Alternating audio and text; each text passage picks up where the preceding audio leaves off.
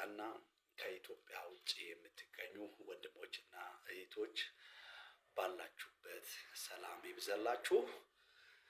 እግዚአብሔር የእናንተ የሆነውን ነገር በሰላም በጤና ይጠብቃችሁ፣ ያሰባችሁት ይሳካላችሁ።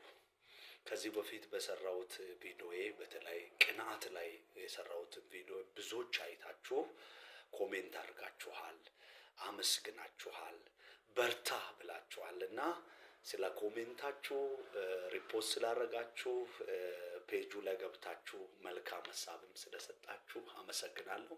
ዛሬ ደግሞ ስለ አሉባልታ ወይም አሉ በሚለው ጉዳይ ትንሽ መናገር ፈልጋለሁ።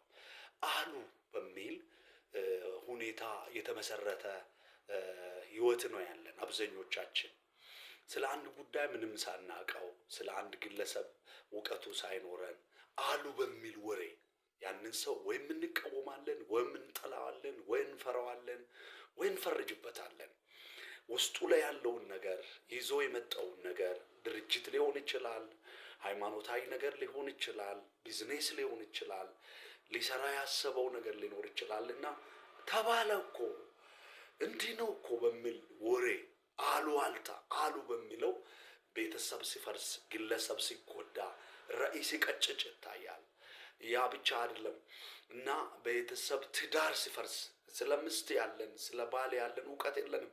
እንዲህ ተባለ፣ ለዛ እንተርካለን፣ ምሳሌ እንጠቀማለን።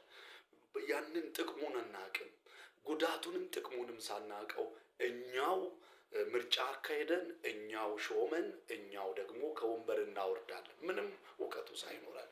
ከዚህ ጉዳይ እንድትጠነቀቁ አገር ሲፈርስ ይታያልና እዚህ ላይ ከአሉባልታ አሉ ከሚል ወሬ ተጠወቁ።